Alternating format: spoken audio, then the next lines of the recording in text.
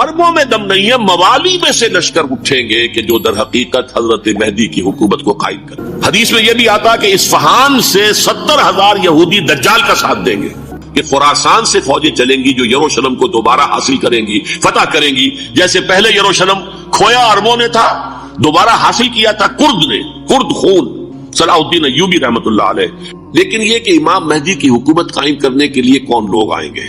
عرب جو ہیں وہ اندر سے کھوکھلے ہو چکے، عیاشی نے، دولت نے، پیسے نے، دولت، پیسہ، عیاشی، اس کی وجہ سے کھوکھلے ہو چکے۔ یہاں میں آپ کو 2 حدیثیں سنانا چاہتا ہوں۔ سنن ابن ماجہ کی روایت ہے حضرت ابو ہریرہ سے رضی اللہ تعالی عنہ، قال قال رسول اللہ صلی اللہ علیہ وسلم اذا وقعت الملاحم بعث اللہ بعثا من الموالی هم اکرم العرب فرسا واجودہ سلاحا یؤید اللہ بہم الدین، رواہ ابن ماجہ عن ابی ہریرہ رضی اللہ تعالی عنہ۔ جب ملاحم کا دور شروع ہوگا تو اللہ تعالیٰ اٹھائے گا ایک لشکر یا لشکروں پر لشکر موالی میں سے۔ موالی کون ہے؟ عربوں نے جب فتح کیا تھا اس پورے علاقے کو خلافت راشدہ کے دوران، اور پھر وہ لوگ جو ہے، ایک رائے تو یہ تھی کہ انہیں غلام بنایا جائے سارے آبادیوں کو، لیکن یہ کہ حضرت عمر کا اجتہاد تھا، اس کے مطابق جو ان کو غلام نہیں بنایا گیا تو وہ موالی کی حیثیت رکھتے۔ عربوں میں دم نہیں ہے، موالی میں سے لشکر اٹھیں گے کہ جو در حقیقت حضرت مہدی کی حکومت کو قائم کریں۔ دوسری حدیث سنیے عن عبداللہ بن الحارث رضی اللہ تعالی عنہ، اور یہ ابن ماجہ کی روایت ہے، قال قال رسول اللہ صلی اللہ علیہ وسلم یخرج الناس من المشرق فیوطئون للمہدی یعنی سلطانی، لشکر نکلیں گے، لوگ آئیں گے مشرق سے اور وہ حضرت مہدی کی حکومت کو جمائیں گے اور قائم کریں گے۔ اب ذرا نوٹ کیجئے کہ جزیرہ نما عرب کے مشرق میں کون سے ملک ہیں؟ 3، ایران، افغانستان، پاکستان، یہ 3 سالڈ مسلم ممالک، مسلم آبادی اکثریت۔ ویسے تو یہ کہ آگے ہندوستان میں 20 کروڑ مسلمان ہیں، لیکن وہ 20 کروڑ جو ہے وہ تو 80 کروڑ کے اندر تحلیل ہو جاتے ہیں غیر مسلموں میں، لیکن یہاں جو معاملہ ہے یہ غالب اکثریت کے۔ ان میں سے ایران کا معاملہ جہاں تک ہے، نمبر 1 یہ کہ وہ شیعہ عقائد کے حصار میں بند ہے، اس سے ادھر ادھر ہونا اس کے لیے ممکن نہیں۔ حدیث میں یہ بھی آتا کہ اصفہان سے 70,000 یہودی دجال کا ساتھ دیں گے، لیکن بہرحال خراسان ایک صوبہ ہے افغانستان کا اس وقت بھی شمال مشرقی کونے میں، مجھے امید ہے وہاں سے خیر کی، کیونکہ خراسان کا لفظ وہاں پہ شامل ہے، اور حضور کی حدیث میں بعد میں آپ کو سناؤں گا کہ خراسان سے فوجیں چلیں گی جو یروشلم کو دوبارہ حاصل کریں گی، فتح کریں گی، جیسے پہلے یروشلم کھویا عربوں نے تھا، دوبارہ حاصل کیا تھا کرد نے، کرد خون، صلاح الدین ایوبی رحمت اللہ علیہ۔ پھر عربوں نے کھویا ہے، لیکن لینے والے خراسان سے لشکر آئیں گے، یخرج من خراسان رایات سود لا یردها شیء حتی تنصب بإیلیا، خراسان کے علاقے سے کالے علم لے کر لشکر چلیں گے جن کے رخ کو کوئی موڑ نہیں سکے گا جب تک کہ وہ جا کر یروشلم میں نصب نہ ہو جائے۔ اس کے بعد نام آتا ہے پاکستان کا۔ یہ ہے میری اور آپ کی داستان، اور یہ ہے سبب جس کی وجہ سے کہ میں آپ سے یہ گفتگو کر رہا ہوں۔ اصل میں تو کس لیے؟ محض ایک علمی استفادہ، محض اپنی بات آراء کو ظاہر کرنے کا شوق نہیں، بلکہ یہ کہ اپنی ذمہ داری ہم پہچانے کہ ہم کس مقام پر کھڑے ہیں۔ دیکھیے، اس پاکستان کے بارے میں یا ہندوستان کے بارے میں علامہ اقبال نے کہا تھا اپنے ترانہ ملی میں، میر عرب کو آئی ٹھنڈی ہوا جہاں سے، میرا وطن وہی ہے، میرا وطن وہی ہے۔ اور مجھے بتایا گیا کہ سنن ابی داؤد میں یہ روایت موجود ہے کہ حضور نے فرمایا کہ ہندوستان کی طرف سے مجھے ٹھنڈی ہوا آتی، اگرچہ مجھے وہ حدیث ابھی نہیں ملی ہے، لیکن حزب التحریر کا ایک کارڈ مجھے ملا تھا، تو اس میں اس حدیث کا اور اس میں ابو داؤد کا روایت کا حوالہ موجود تھا۔ لیکن میں جو چیز آپ کو بتا چکا ہوں وہ یہ کہ الف ثانی کا پورا تجدیدی کارنامہ اس ہندوستان کی سرزمین میں ہوا۔ مجدد الف ثانی شیخ احمد سرندی، شاہ ولی اللہ دہلوی، سید احمد بریلوی، وہ تو ہمارے پاکستان میں آ کر جو ہے ان کا خون جذب ہوا ارض پاکستان میں۔ پھر شیخ الہند مولانا محمود حسن۔ تحریک خلافت چلی تو صرف ہندوستان میں چلی اور کہیں نہیں چلی۔ آزادی کی تحریک چلی پوری دنیا میں، وہ نیشنلزم کی بنیاد پر چلی، ملے نیشنلزم، عرب نیشنلزم، ترک نیشنلزم۔ ہمارے ہاں چلی تو اسلام کے نام پر پاکستان کا مطلب کیا؟ لا الہ الا اللہ۔ پھر پاکستان قائم ہوا معجزے کے طور پر، بلکہ نازل ہوا ہے لیلۃ القدر میں، انا انزلناہ فی لیلۃ القدر، جیسے قرآن نازل ہوا لیلۃ القدر میں، یہ پاکستان بھی نازل ہوا لیلۃ القدر میں۔ اس کا برقرار رہنا ابھی تک معجزہ ہے۔ ہندو یہ سمجھتا تھا، کانگریس سمجھتی تھی کہ جھٹپٹ ختم ہو جائے گا۔ پھر یہ کہ اس کا قرارداد مقاصد کا پاس ہو جانا، مزید بھی اور اضافی دفعات دستور میں آ جانا، اب کمرشل انٹرسٹ کو ربا قرار دے کر حرام قرار دینا، یہ سارے لینڈ مارکس ہیں کہ جو اشارہ کر رہے ہیں کسی چیز کی طرف، معاملہ کدھر جا رہا ہے۔ پھر یہ کہ یہ جو 14ویں صدی کے مجدد تھے شیخ الہند، اس کے بعد سے کچھ ایسی شخصیتیں عظیم پیدا ہوئی ہیں ہند میں جن کو میں سمجھتا ہوں کہ 14ویں صدی کے مجدد اور 15ویں صدی کے مجدد کے درمیان یہ 15ویں صدی کے مجدد کی راہ کو سیدھا کرنے والے، جیسے کہ حضرت یحییٰ نے کہا تھا میں تو آنے والے کا راستہ سیدھا کر رہا ہوں حضرت عیسیٰ کے لیے، ایسے ہی 15ویں صدی کے لیے امام مہدی کے لیے راستہ صاف کرنے والے سب سے پہلے علامہ اقبال، جنہوں نے اسلام کا تصور دین کی حیثیت سے دوبارہ زندہ کیا ہے، ورنہ اسلام ایک مذہب کی شکل اختیار کر چکا تھا۔ پھر مولانا مودودی، مولانا ابوالکلام آزاد حکومت الہیہ کے نعرے کے ساتھ میدان میں آئے۔ یہ اقبال نے جو تصور پیش کیا تھا اس پر عملی جد و جہد کے لیے حزب اللہ قائم ہوئی۔ نوٹ کر لیجئے 11 برس کا فرق ہے عمر کا علامہ اقبال کے اور ابوالکلام کے، اور 1913 میں جب حزب اللہ قائم کیا اس وقت علامہ اقبال کی ملی شاعری اپنے عروج کو پہنچ چکی تھی۔ پھر یہ کہ علامہ اقبال کے بعد تعمیل جو ہے اس کام کی وہ ابوالکلام نے کی، لیکن روایتی علماء کی شدید مخالفت کی وجہ سے وہ بدل ہو کر چھوڑ گئے، کانگریس میں شامل ہو گئے، بساط جو ہے حزب اللہ کی انہوں نے لپیٹ دی۔ پھر مولانا مودودی آئے، انہوں نے وہ ڈور جو ہے اس کا سرا تھاما، جماعت اسلامی قائم کی حکومت الہیہ ہی کے قیام کے لیے، اگرچہ میرے نزدیک یہ کہ وہ انتخابی اور ایک قومی سیاست کی ایک جماعت بن کر پاکستان میں جو ہے دلدل میں پھنس گئی ہے۔ اب ہم اس کی کوشش کر رہے ہیں، تنظیم اسلامی اور یہ تحریک خلافت جس کے تحت یہ جلسہ ہو رہا ہے۔ یہ ساری چیزیں وہ ہیں کہ آپ کو سوائے پاکستان کے اور کہیں نہیں ملیں گی پوری دنیا میں۔ معلوم ہوتا ہے کہ پاکستان کو بہت بڑا رول پلے کرنا ہے اس میں، اور اس کے ساتھ اب جمع کر لیجئے افغانستان کی عمارت افغانستان، اسلامی عمارت افغانستان قائم ہو چکی ہے۔ یہ پچھلے 20 سالوں میں جو کچھ وہاں ہوتا رہا ہے اس سے پہلے تصور نہیں ہو سکتا تھا۔ علامہ اقبال کے فرزند بھی دیکھ کر آئے ہیں، تو اگرچہ وہ خود میں سمجھتا ہوں کہ خاصے انہیں آپ لبرل کہیں، آزاد خیال کہیں، لیکن اس درجے متاثر ہو کر آئے تھے کہ انہوں نے یہ کہا افغانستان میں جو میں نے حالات دیکھے ہیں کہ اگر 2-4 اور مسلمان ملکوں کے اندر یہ نظام قائم ہو جائے تو پوری دنیا مسلمان ہو جائے گی۔ یہ سب کچھ کیسے ہو رہا ہے؟ یہ آنے والے دور کی جھلکیاں ہیں۔ Coming events are casting their shadows before۔ یہ سب بتا رہے ہیں کہ پاکستان افغانستان کو مل کر اس میں کوئی عظیم رول پلے کرنا ہے، اور اس کے ضمن میں اب میں علامہ اقبال کے بارے میں آخری بات کہہ رہا ہوں۔ علامہ اقبال کے بارے میں عام یہ خیال ہے، انہوں نے اپنے خطبات میں مہدی کا اور نزول مسیح کا، حالانکہ میں کل پڑھ رہا تھا مولانا سعید احمد اکبر آبادی رحمۃ اللہ علیہ کا ایک مقالہ ان کا کہ علامہ اقبال نے ابن خلدون کے بارے میں یہ کہا ہے کہ مہدی کا اور نزول عیسیٰ کا دونوں کا انہوں نے انکار کیا ہے، حالانکہ ابن خلدون نے نزول عیسیٰ کا انکار نہیں کیا، صرف مہدی کا انکار کیا ہے۔ بہرحال علامہ اقبال نے خطبات میں انکار کیا ہے، لیکن یہ کہ اپنی شاعری کے اندر میں چیلنج کرتا ہوں کسی بڑے سے بڑے اقبال شناس کو، ان کا یہ شعر ذرا سنیے۔ خضر وقت از خلوت دشت حجاز آید بروں، کارواں زی وادی دور و دراز آید بروں۔ خضر وقت، امام وقت، رہنمائے وقت، قائد وقت، خلوت دشت حجاز، حجاز کی صحرا کی کسی خلوت گزینی سے نکل کر باہر آئیں گے۔ میں حیران ہوتا ہوں علامہ کے اس فکر پر اور اس مصرے پر۔ یہاں انہوں نے شیعہ اور سنی دونوں کے کانسیپٹ جمع کر دیے۔ شیعہ کا کانسیپٹ یہ چھپے ہوئے کسی غار میں وہاں سے برآمد ہوں گے، اور ہمارا کانسیپٹ میں ام سلمہ رضی اللہ تعالیٰ عنہ کی حدیث سنا چکا، چھپے ہوئے ہوں گے وہ وہاں پر، مدینے سے نکل کر آ کر مکے میں چھپ جائیں گے۔ اس خانہ جنگی کی حالت میں لوگ ان کی طرف دیکھ رہے ہوں گے، سوچتے ہوں گے انہیں میدان میں آنا چاہیے، کوئی پارٹ پلے کرنا چاہیے، امت کی رہنمائی کرنی چاہیے، لیکن وہ چھپیں گے، وہ کارے ہوں گے، وہ اس ذمہ داری کو قبول نہیں کرنا چاہیں گے، جا کے چھپ جائیں گے مکے میں، وہاں سے مکے والے انہیں نکالیں گے، اور وہ کارے ہوں گے، انہیں بالکل یہ پسند نہیں ہوگا کہ یہ ذمہ داری اٹھائیں۔ تو خضر وقت از خلوت دشت حجاز آیت بروں، کارواں زی وادی دور و دراز آیت بروں۔ کارواں جو چلے گا ان کی مدد کے لیے اس وادی دور و دراز، اس زی عظیم وادی دور و دراز، یہ وادی سندھ ہے۔ وادی سندھ جو ہے ہم سمجھتے ہیں کہ صرف یہ پاکستان اور پنجاب جو ہے یہ اس میں شامل ہے، سندھ اور پنجاب نہیں، افغانستان کا پورا مشرقی علاقہ اس میں شامل ہے۔ جیسے دریائے جہلم سندھ میں جا رہا ہے، جیسے دریائے گلگت سندھ میں آ کر ملتا ہے، جیسے دریائے چناب اور راوی اور جہلم اور یہ سب جا رہے ہیں اور آ رہے ہیں، اسی طرح دریائے کابل کہاں سے آ رہا ہے، دریائے گومل کہاں سے آ رہا ہے، ٹوچی کہاں سے آ رہا ہے، یہ سارا جو ہے ڈرین جو ہو رہا ہے ایسٹرن جو ہے پارٹ آف افغانستان، یہ سب وادی ہے۔ اس وادی کے یہ دو حصے ہیں، ایک حصہ جو ہے یہ ادھر پاکستان میں ہے اور اسی وادی کا دوسرا حصہ جو ہے وہ افغانستان میں ہے۔ کارواں زی وادی دور و دراز آیت بروں، کارواں چلے گا یہاں سے، یخرج ناس من المشرق یؤتون للمہدی یعنی سلطان ہی، مشرق سے فوجیں چلیں گی کہ جو مہدی کی حکومت قائم کریں گی، اور یخرج من خراسان رایات و سود، اور خراسان سے سیاہ پرچم چلیں گے کہ جن کا رخ کوئی موڑ نہیں سکے گا، حتیٰ تنصب بیلیا، یہاں تک کہ وہ جا کر یروشلم کے اندر نصب ہو جائیں گے۔ حضرات میں ایک میری گفتگو کا حصہ باقی تھا لیکن میں اسے چھوڑ رہا ہوں، اس لیے کہ گلوبلائزیشن جو اس کی ہوگی، جو خلافت علی منہاج النبوہ کی تجرید کامل حضرت مہدی کے ہاتھوں عرب میں ہوگی، اس سے پہلے اس کے لیے محنت، کوشش، جدوجہد پاکستان اور افغانستان میں ہو چکی ہوگی جو اسے سپورٹ کرے گی اور وہاں جا کر حکومت قائم کرے گی۔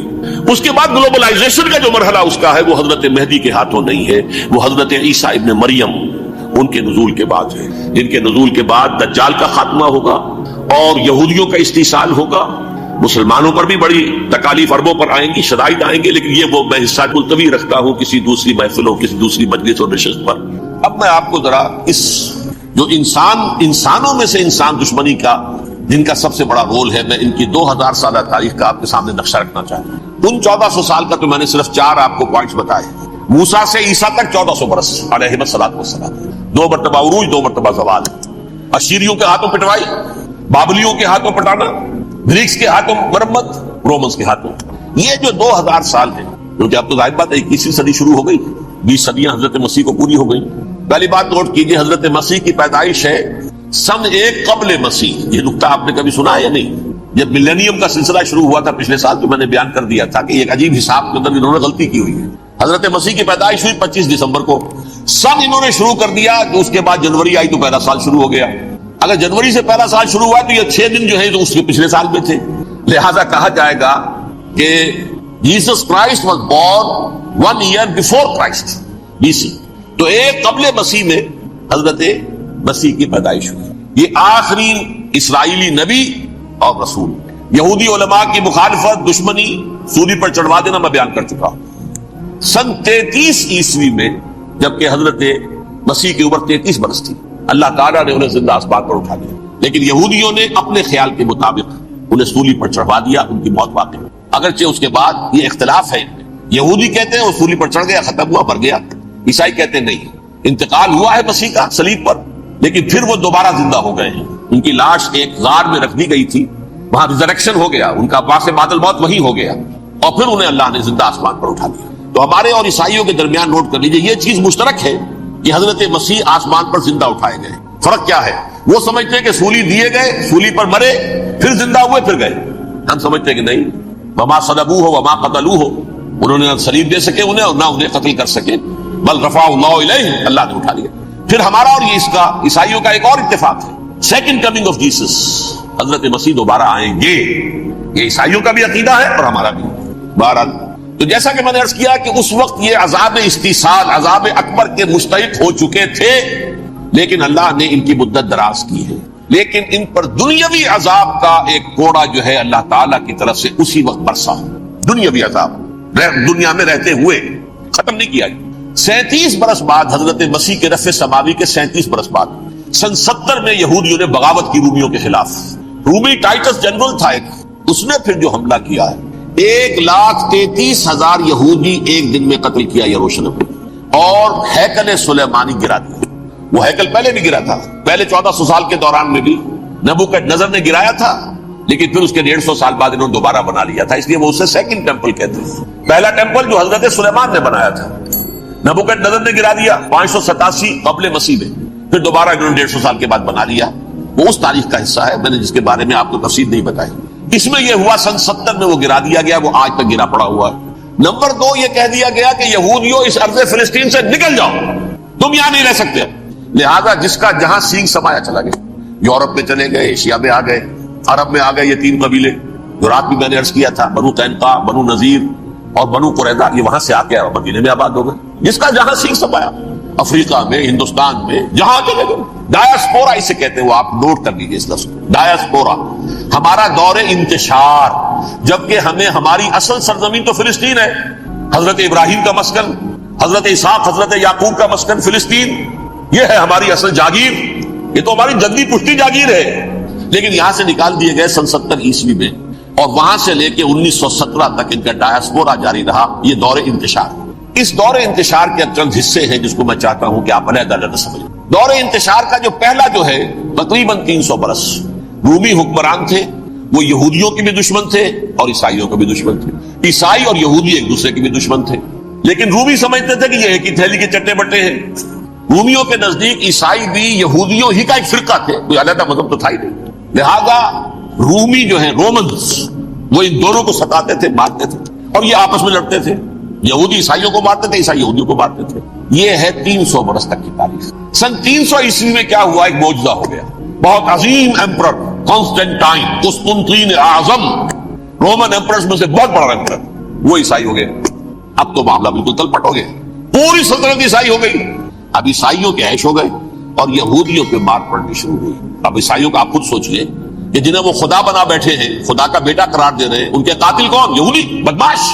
لہذا ان کی وہ پٹائی شروع ہوئی ہے یورپ میں، پوری رومن امپائر میں انہیں ذلیل کیا گیا۔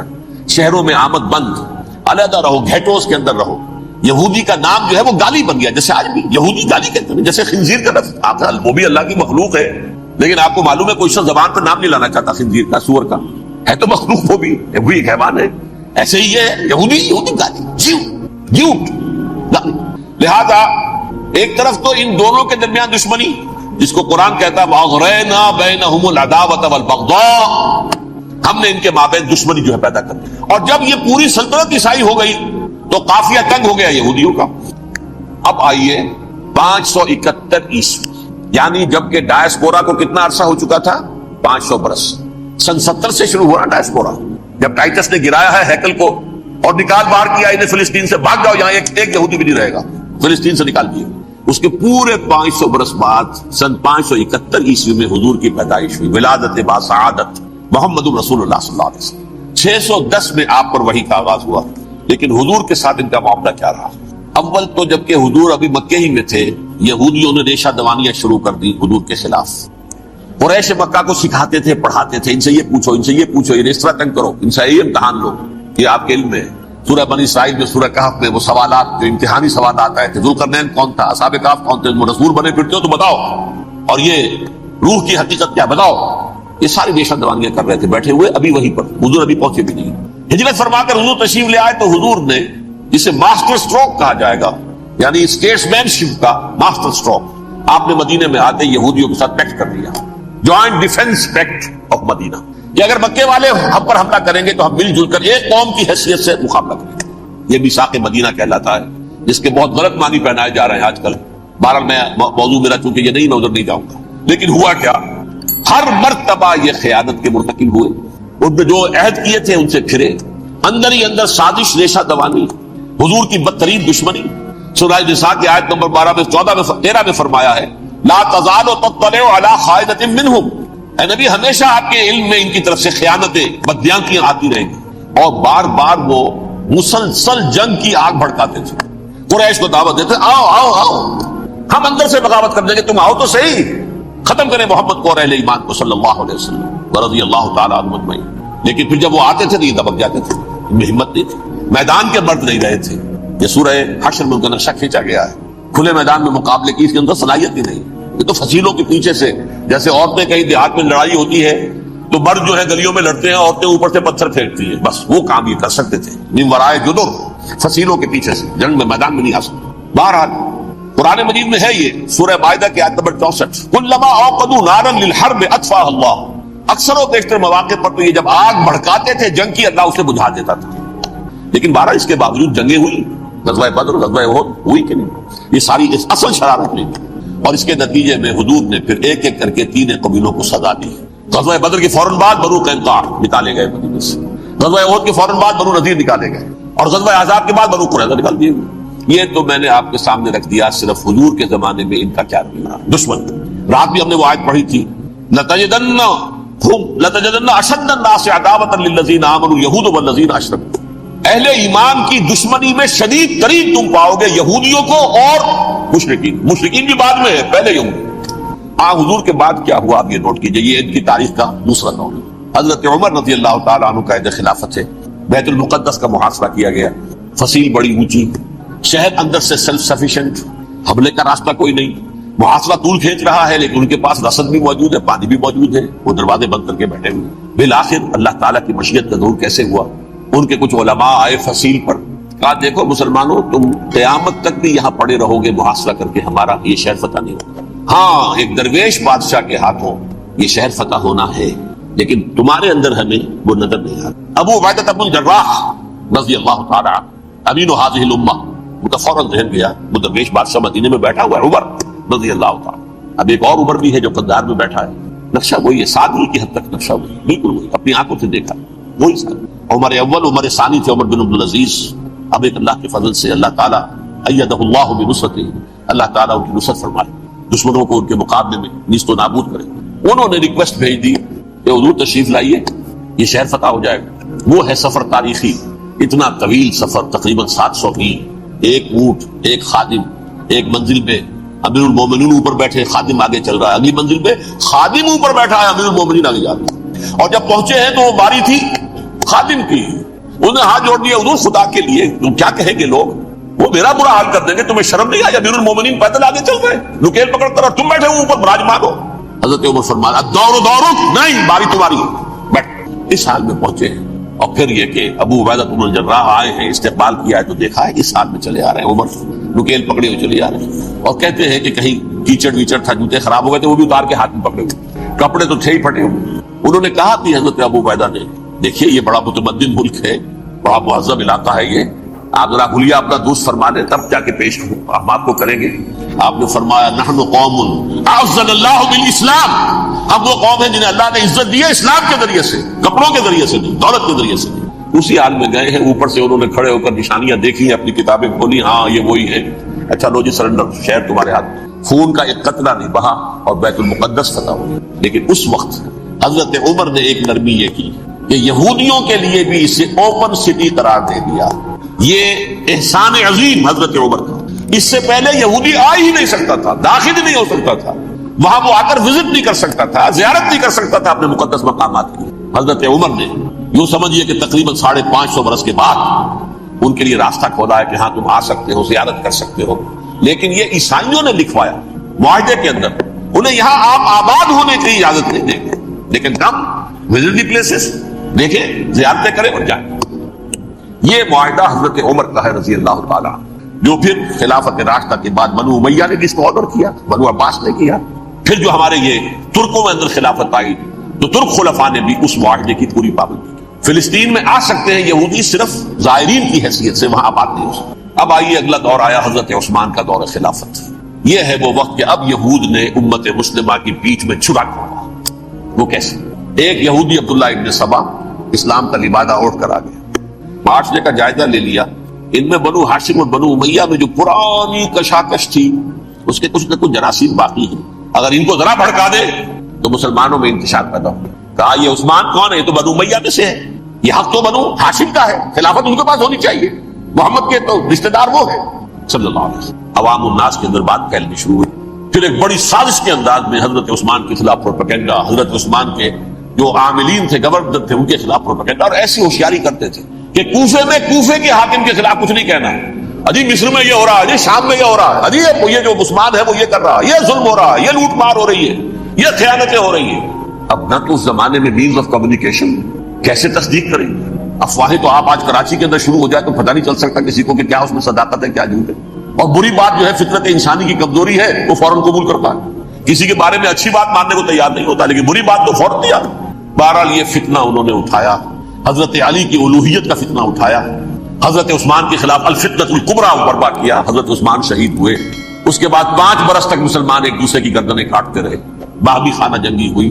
امت کو وہ زخم لگایا ہے جو آج تک جس سے خون رس رہا ہے. یہ شیعان عثمان اور شیعان علی تھے، جو بعد میں پھر سنی اور شیعہ ہو. اور آج تک فتنہ کس نے جگایا؟ ایک عبداللہ ابن سبا یہودی اور اس کے کارندے، شیطان کا ایجنٹ، اور انسانوں میں سے بھی اس کے جو بھی حواریین تھے اور شیطانوں کے اندر سے بھی تھے، انہوں نے بھی اس آگ کو بڑھتا ہے. یہ آپ سوچ لیجئے کہ یہ کس نے وہ زخم لگایا؟ یہودی. اگلا دور آیا، خلافت راشدہ ختم ہوئی، بنو امیہ کا بھی دور کافی گزر گیا.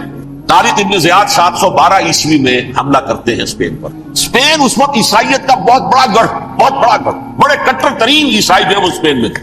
لہذا یہودیوں کی وہاں بہت پٹائی ہوتی تھی، بہت پٹائی ہوئی. میں بتا چکا ہوں، دشمنی تھی ان کی چلی آ رہی تھی عیسائیوں کے ہاتھوں یہودیوں کی. وہ تو سن 300 عیسوی سے ایمپرر کانسٹنٹائن کے بعد سے شروع ہو گئی تھی. اس حوالے سے یہودیوں نے اس وقت چالیکی یہ برتی، کچھ راستے واسطے بتائے، کچھ مدد کی طارق ابن زیاد کی. طارق ابن زیاد نے انہیں اپنا محسن سمجھا. ہسپانیہ فتح ہو گیا تو یہودی چونکہ محسنین کی فہرست میں آ چکے تھے، انہیں بہت اقتدار نصیب، بڑی سپورٹ مسلمانوں نے.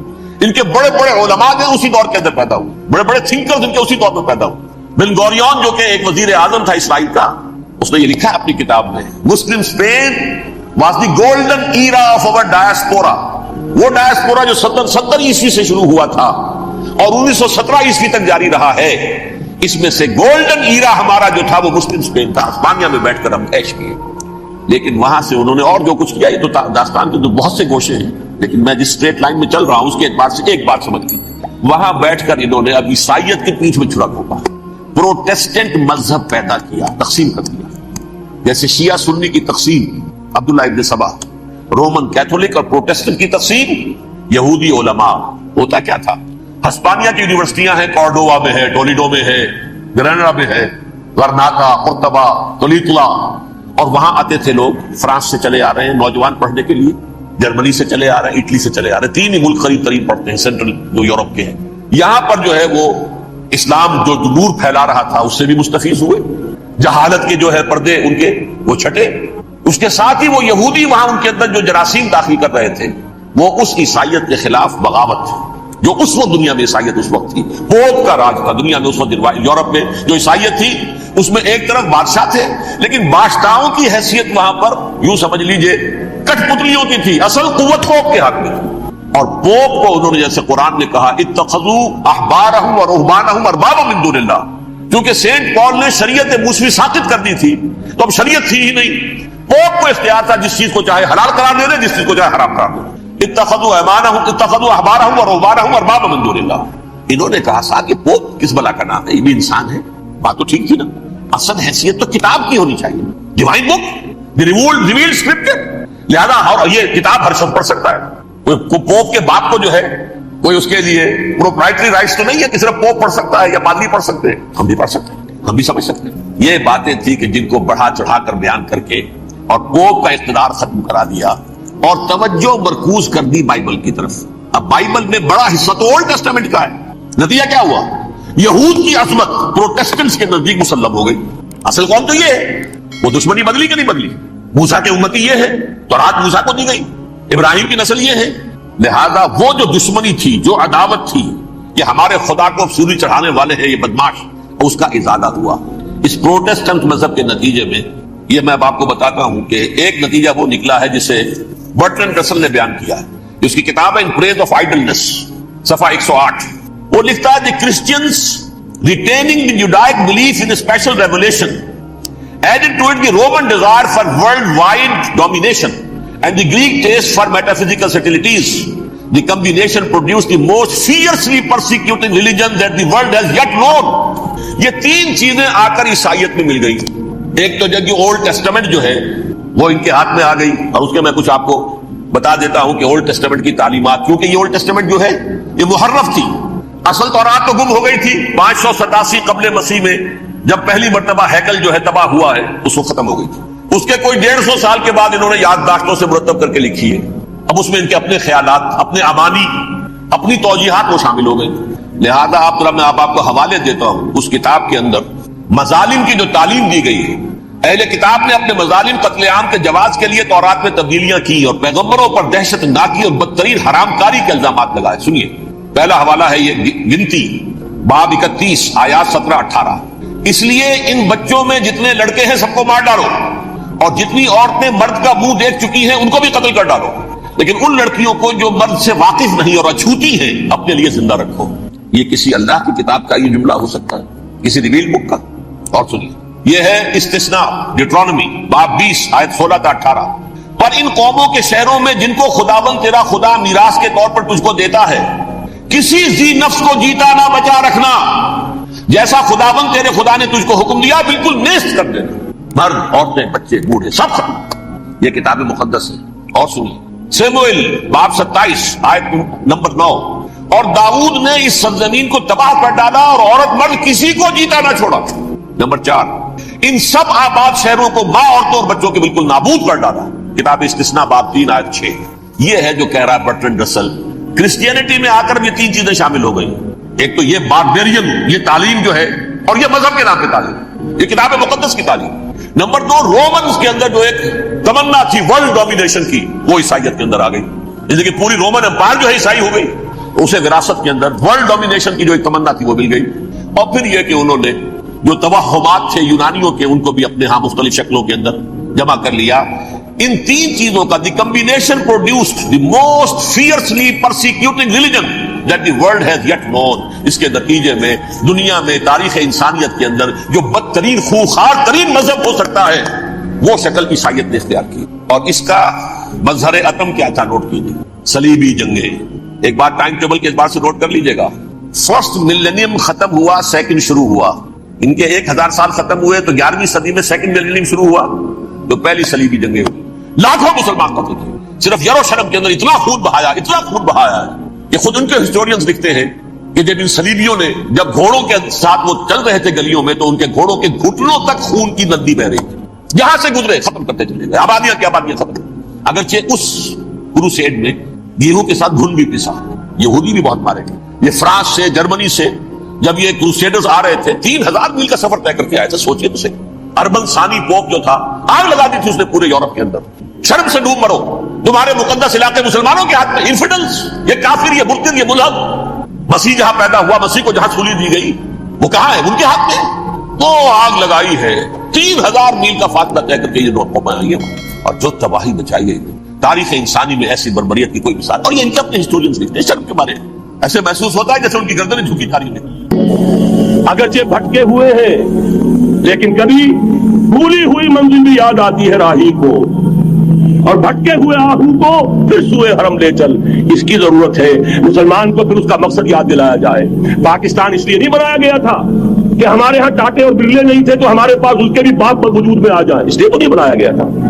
پاکستان اس لیے نہیں بنایا گیا تھا کہ جاگیرداروں کی جاگیرداریاں محفوظ ہو جائیں. پاکستان اس لیے تو نہیں بنایا گیا تھا. اور یہ کہ نمازیں اور مسجدیں تعمیر ہو جائیں, مسجدیں تو امریکہ میں تعمیر ہو رہی ہیں عالی شان سے عالی شان, اس لیے پاکستان نہیں بنا تھا. آج بھی مسلمان, میں معذرت سے عرض کر رہا ہوں مولانا سے, آج بھی بھارتی مسلمان کی ایوریج نمازی ہونے کے اعتبار سے پاکستانی مسلمان سے کہیں بہتر. آج بھی برقع نظر آ جائے گا تو ہندوستان میں نظر آ جائے گا. میں نے اپنی آنکھوں سے دیکھا چند سال پہلے جب مکہ مسجد حیدرآباد دکن میں 3 دن مسلسل میری تقریریں ہوئی ہیں, 10,000 مرد اور 5,000 خواتین, اور ان میں سے کوئی بغیر برقعے کے نہیں. ایک سیلاب نظر آ رہا تھا برقعوں کا کہ جب جلسہ ختم ہوا ہے رات کے 12 بجے 3 دن تک متواتر. یہاں کہاں نظر آئے گا برقع آپ کو؟ یہاں تو جس کے بعد 2 پیسے ہو گئے اس نے سب سے پہلے برقع اتار کے پھینک دیا. معلوم اچھی طرح سمجھ لیجئے, یہ چیزیں تو وہاں زیادہ ہیں یہاں کی نسبت. اصل ضرورت تھی کہ یہاں اس نظام کو قائم کیا جائے, وہ نظام عدل اجتماعی, وہ جس میں حریت ہو, جس میں عام آدمی بھی خلیفہ وقت کو ٹوک سکے. یہ کرتا کیسے بن گیا؟ ایک خاتون بھی کھڑی ہو کر دامن پکڑ لے, عمر تمہیں کیا حق ہے کہ ہمارے مہر کے اوپر پابندی لگا رہے ہو, جبکہ اللہ نے نہیں لگائی. اللہ قرآن میں قنطارہ کا لفظ استعمال کر رہا ہے. ڈھیروں سونا دے دے کوئی شخص اپنی بیوی کو مہر کے اندر, طلاق دیتے وقت اس میں سے کچھ نہیں لے سکتا. آپ کون ہوتے ہمارے حق کے اوپر پابندی لگانے والے؟ اور عمر نے کہا, آج ایک بڑھیا نے وہ اب عمر کو دین سکھایا, آرڈیننس واپس. حضرت سعد بن ابی وقاص رضی اللہ تعالی عنہ جو فاتح ایران تھے, وہ گورنر ایسے نہیں بن گئے تھے ریوڑیاں بٹی ہو اور گورنری مل گئی ہو. وہ تو خود فاتح تھے ایران کے, اس لیے گورنر تھے. صرف ایک پرچہ پہنچا ہے بارگاہ خلافت میں, حضرت عمر فاروق کے پاس انفارمیشن آئی, سعد نے اپنے گھر کے باہر ڈیوڑی بنا لی ہے اور ایک دربان کھڑا کر دیا. حضرت بلال کو بھیجا ہے رقعہ دے کر, اور یہ حکم تھا کہ بلال پہلے تو جاتے ہی ڈیوڑی میں آگ لگا دینا, پھر یہ رقعہ دینا میرا.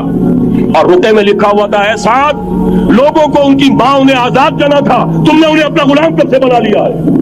یہ دربان کھڑے کر دیا اپنے آگے. وہ حریت, وہ مساوات کہ جا رہا ہو خلیفہ وقت اور چارج لینے جا رہا ہے بیت المقدس کا, کوئی ذاتی علاج کے لیے نہیں جا رہا, سیر و سیاحت کے لیے نہیں جا رہا, چارج لینے کے لیے بالکل سرکاری وزٹ ہے, آفیشل وزٹ ہے, اسٹیٹ وزٹ. اور حال کیا ہے, 700 میل کا فاصلہ طے کرنا, اور ایک اونٹ, کوئی انٹوریج نہیں, کوئی قدم و حشم نہیں, کوئی جمبو جٹ بھرے ہوئے نہیں, کچھ نہیں. ایک اونٹنی, ایک خادم. اس ایک اونٹنی پر چونکہ راستے کا راشن بھی ہے لہذا 2 آدمی نہیں بیٹھ سکتے, ایک بیٹھ سکتا. ایک منزل خلیفہ وقت بیٹھا ہوا ہے اوپر اور خادم نکیل پکڑ کر چل رہا ہے. اگلی منزل خادم اوپر بیٹھا ہے اور خلیفہ وقت عمر عبد الخطاب رضی اللہ تعالی عنہ, اور وہ آگے آگے نکیل پکڑ کر چل رہا ہے. یہ نظام چاہیے آج نوع انسانی.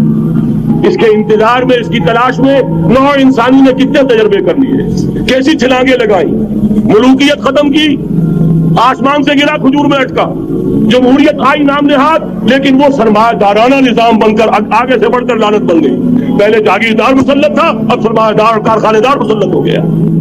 اس سے نکلنے کے لیے دور لگایا، کمیونزم کی طرف گئے، چھلانگ لگائی، اب ایک پارٹی ڈکٹیٹر بن کر بیٹھ گئی۔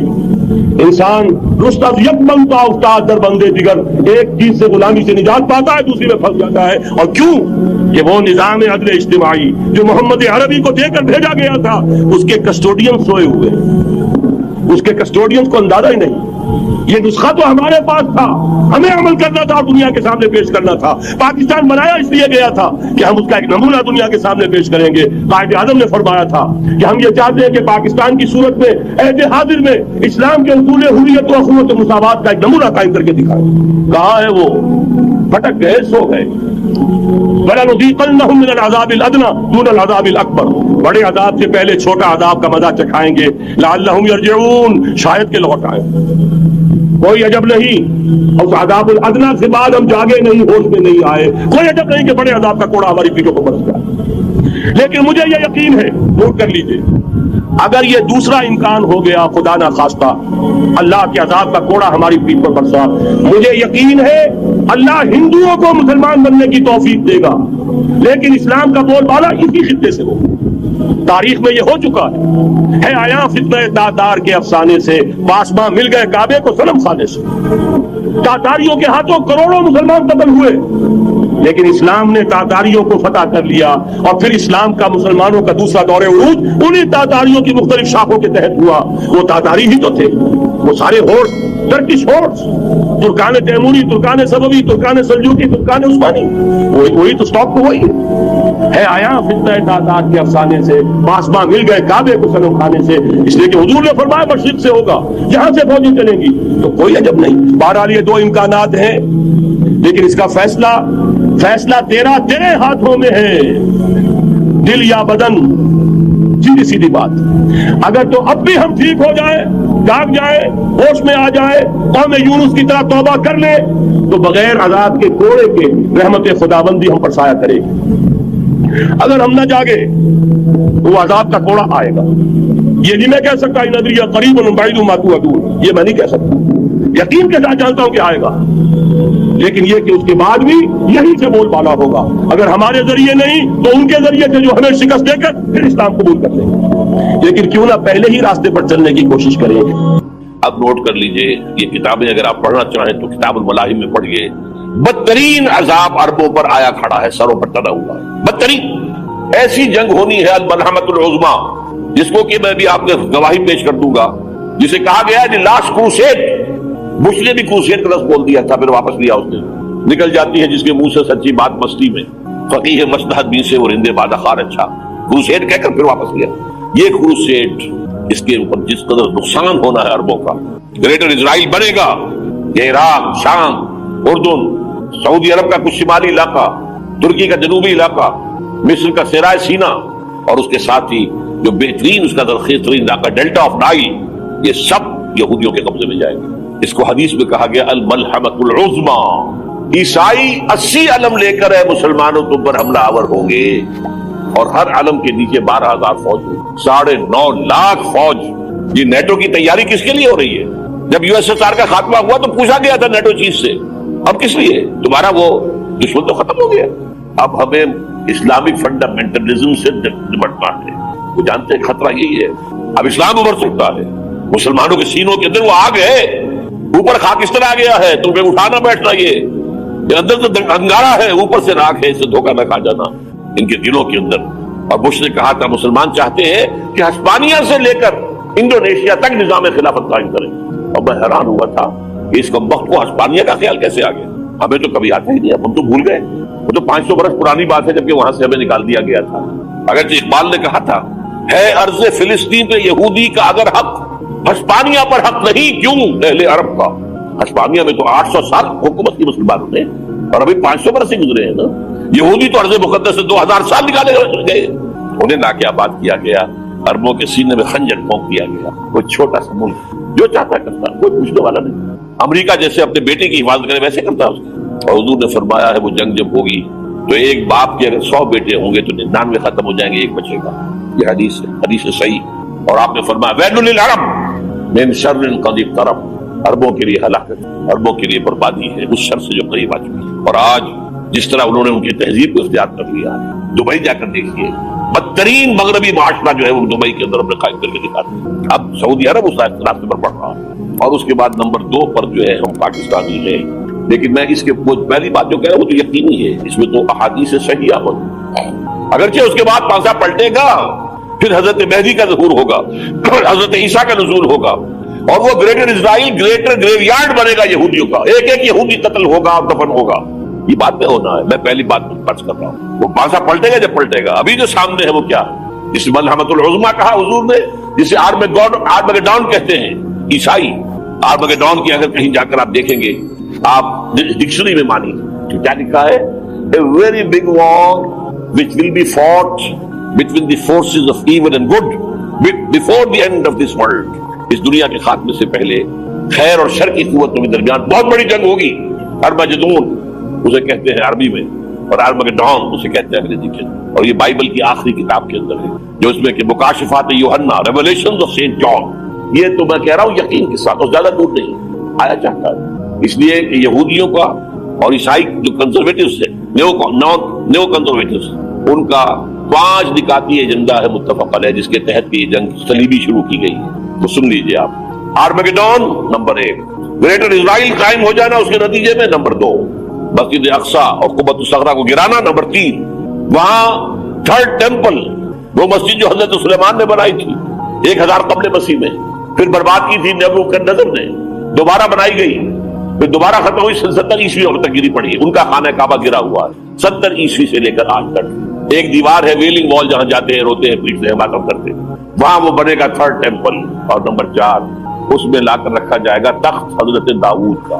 یہ تخت کہاں ہے اس وقت؟ یہ لندن شریف کے اندر جو ان کی پارلیمنٹ کا جو چرچ ہے ویسٹ منسٹر ایبے، اس میں رکھا ہوا ہے. ایک پتھر تھا جس پر بٹھا کر حضرت داؤد کی تاج پوشی ہوئی، پھر حضرت سلیمان کی ہوئی، پھر وہ پتھر رکھ دیا گیا جب حضرت سلیمان نے بنایا ہیکل مسجد اقصی. وہاں رہا وہ. ہر بادشاہ جو تھا یہودی اسی کے اوپر بٹھا کر اس کی تاج پوشی ہوتی تھی. سن 70 میں ٹائٹس نے گرایا اسے ہیکل کو، وہ پتھر لے گیا، وہاں سے روم گیا، روم سے آئرلینڈ گیا، آئرلینڈ سے اسکاٹ لینڈ آیا، اسکاٹ لینڈ سے انگلینڈ آیا، اور اب وہ رکھا ہوا ہے 14ویں صدی عیسوی سے آج تک. وہ ویسٹ منسٹر ایبے میں رکھا ہوا ایک کرسی کی سیٹ میں اسے بنا دیا گیا ہے تخت کی شکل. اب انگریزوں میں کوئی ملکہ ہو، کوئی بادشاہ ہو جس کی بھی تاج پوشی ہونی اس میں ہو، یہ لا کر رکھا جائے گا 3rd ٹیمپل میں. اور اس پر یہودیوں کے خیال کے مطابق ان کا مسیحا آئے گا جو مسیح دجال ہوگا. عیسائیوں کے خیال کے مطابق حضرت عیسیٰ آئیں گے، وہ ہمارا بھی خیال ہے حضرت عیسیٰ آئیں گے علیہ السلام. بہرحال یہ تو بات کی بات ہے نا. اس وقت جو عرض کر رہا ہوں عربوں پر بہت بڑا عذاب، اور پاکستان کا معاملہ البتہ یہ ہے، میں یقین سے نہیں کہہ سکتا. ہینگنگ ان دی بیلنس ہو سکتا ہے اللہ تعالیٰ ہم پر رحم فرمائے، ہو سکتا ہے اگرچہ اسی پہ شرائط ہوگی. چمن کے مالک اگر بنا لیں موافق اپنا شعار، اب بھی چمن میں آ سکتی ہے پلٹ کر چمن سے روٹھی بہار، اب ہو سکتا ہے. اور یہ بھی ہو سکتا ہے کہ اللہ تعالیٰ نے معجزانہ طور پر ہمیں ملک دیا، ہم نے اللہ سے بدعہدی کی، وعدہ خلافی کی، غداری کی، لہذا سزا دی جائے اور ہم سے یہ ملک چھین لیا جائے. It's just possible. دور نہ سمجھے، اس انہونی بات نہ سمجھے. جو گھیراؤ ہو رہا ہے آپ کے مغرب میں نیٹو فورسز اور مشرق میں بھارت فورسز، بھارتی فورسز گدھوں کی طرح بیٹھے ہوئے انتظار کر رہے ہیں پاکستان اور ڈسٹیبلائز ہو جائے، یہاں اور بدامنی ہو جائے. اب لاہور میں پھر آج دھماکے ہو گئے. 2 دن پہلے کا دھماکہ میں سہ کے آیا ہوا ہوں، آپ کے سامنے بیٹھا ہوں. تو جانے بچی ہیں. جو ہماری اکیڈمی کا حشر ہوا میں آپ کو نہیں بتا سکتا. یہ سارا کیوں ہو رہا ہے؟ تاکہ یہاں بدامنی ہو جائے اور ہمیں جواز مل جائے، مغرب سے نیٹو فورسز داخل ہو جائیں، مشرق سے بھارتی فورسز آ جائیں اور ہمارے ایٹمی دام توڑ کر اور پھر ہمیں بھارت کے سامنے ڈال دیا جائے. نو ڈو ایز یو لائک. یہ ان کا نقشہ ہے. ہوگا کیا وہ اللہ جانتا ہے، ہوگا وہ جو اللہ چاہے. لیکن اللہ کا چاہنا جو ہے وہ کس پر منحصر ہے؟ یہاں انقلاب برپا کرو، یہاں اسلام لاؤ. اگر دھندوں میں لگے رہو گے تو وہ خود بخود نہیں آ جائے گا انقلاب. صحابہ نے جانیں دی تھی، کتنی تکلیفیں اٹھائی تھی. 12 برس تک مکی دور کے اندر با نشہ درویشی در ساز و دمادم سن، جو پختہ شبی خدرہ پر سلطنت جم سن. یوم طائف یاد ہے جو حضرت عائشہ فرماتی ہے، جو میں نے پوچھا تھا حضور سے کہ یوم احد سے زیادہ سختی بھی آپ پر کبھی آئی؟ یوم احد پر کیا ہوا تھا؟ تلوار کوار پڑا تھا آپ کے چہرہ مبارک. یہ جو رخسار کی ہڈی ہے اس کے اندر وار گیا ہے. اوپر خود کی 2 کڑیاں تھی، وہ اس میں گھس گئی، 2 دندان مبارک شہید ہوئے. وہ خود کی کڑیاں ایک صحابی نے اپنے دانتوں سے پکڑ کر کھینچنے کی کوشش کی، دانت نکل گئے، وہ نہیں نکلی. کیا جتن کر کے نکالی گئی ہوگی تو خون کا فوارہ آیا، اتنا خون گیا ہے کہ آپ بےہوش ہو گئے، گر گئے، اور مشہور یہ ہو گیا کہ آپ کا انتقال ہو گیا، شہادت ہو گئی. یہ سیرت کبھی پڑھی ہے؟ حضرت عائشہ کے ہوش کا تو یہی دور تھا نا. یوم طائف میں جو کیا تھی، بچی تھی، مجھے کیا پتا کیا ہو رہا ہے حضور کے ساتھ. 3 دن تک حضور مکے کی گلیاں اور وہاں کے اوباش لوگ پتھراؤ کر گئے تھے اس امید میں کہ شاید وہاں کا کوئی سردار ایمان لے آئے. تو یہاں تو ابو طالب بھی فوت ہو گئے، یہی دنیاوی سہارا تھا، خاندانی سہارا تھا ابو طالب کے ذریعے. اور گھر میں ایک دلجوئی کرنے والی رفیقہ حیات تھی، وہ بھی، ان کا بھی انتقال ہو گیا. آپ نے کہا یہ عام الحزن ہے، اب تو سب کو طے ہو گیا قریش کو کہ آپ جیسے قتل کر دو. اسی لیے آپ گئے طائف، شاید وہاں کا کوئی بڑا سردار مانے، ایمان لے آئے مجھ پر، تو میں اپنا مرکز ادھر شفٹ کر دوں. تینوں سے ملے ہیں، تینوں نے وہ جواب دیے، نکل جاؤ یہاں سے، میں تمہارے ساتھ بات بھی کرنے کو تیار نہیں. اچھا، تمہارے سوا کوئی نہیں ملا تھا اللہ کو نبی بنا کر بھیجنے کے لیے؟ دیکھو جاؤ، میں بات نہیں کرنا چاہتا، ہو سکتا ہے میں بے عزتی کر بیٹھوں، واقعی تم اللہ کے نبی ہو تو میں مارا جاؤں گا، جاؤ جاؤ جاؤ. یہ سلوک محبت کے ساتھ. اور پھر چھوکروں کو، اسٹریٹ ارچنز جنہیں آپ کہتے ہیں، اشارہ کیا تھا، خبر لو ان کی پتھراؤ ہو رہا ہے. ساتھ میں ہے نہیں ایک آدمی صرف، زید ابن حارثہ. اب سامنے سے پتھر آ رہے ہیں تو حضرت زید آگے آ جاتے ہیں، ڈھال بنتے ہیں. مجھے لگے پتھر رجوع کر رہے ہیں، آپ پیچھے سے آ رہے ہیں. چاروں طرف سے تو ڈھال نہیں بن سکتا، جسم لہو لہا، خون جا کر جوتیوں میں جم گیا ہے، جوتی اتر نہیں دی. پھر وہاں سے واپسی پہلے دعا مانگی ہے، اللہم الیک اشکو ضعف قوتی وقلت حیلتی وہوانی علی الناس. اے اللہ تیری جناب میں فریاد لے کر آیا ہوں اپنی قوت کی کمی کا، اپنے وسائل کی کمی کا، اور جو ذلت و خواری ہو رہی ہے لوگوں کے سامنے. الا ملتقنونی، مجھے کس کے حوالے کر دیا. الا بعیدی یتجہمونی، یہ میرے اوپر ہجوم کر کے آ جائے، حملہ کریں. اور عدو من لگتا امرے، یہ دشمن کے حوالے میرا معاملہ کیا جو چاہے کرتے ہو. لیکن پھر ابدیت غالب آتی ہے. ان لم یکن علی غضب فلا ابالی. اللہ اگر تو ناراض نہیں ہے تو مجھے کوئی پرواہ نہیں. سر تقدیم خم ہے جو مزاج یاد کا، مجھے اندیشہ یہ ہے کہ تو ناراض تو نہیں ہوئی. یہ تکلیفیں جھیلی ہے. سینکڑوں صحابہ نے جانوں کا نذرانہ پیش کیا ہے. احزاب کی جنگ میں فاقوں پر فاتح ہو رہے تھے، اور ان فاقوں کی حالت میں خندق کھودنے کا حکم ملا ہے. لوگوں کی قبریں دوہری ہو رہی ہیں، پتھر باندھے اپنے پیٹوں سے، اپنے چادروں کے ساتھ کس کر قبر دوہری ہو جائے.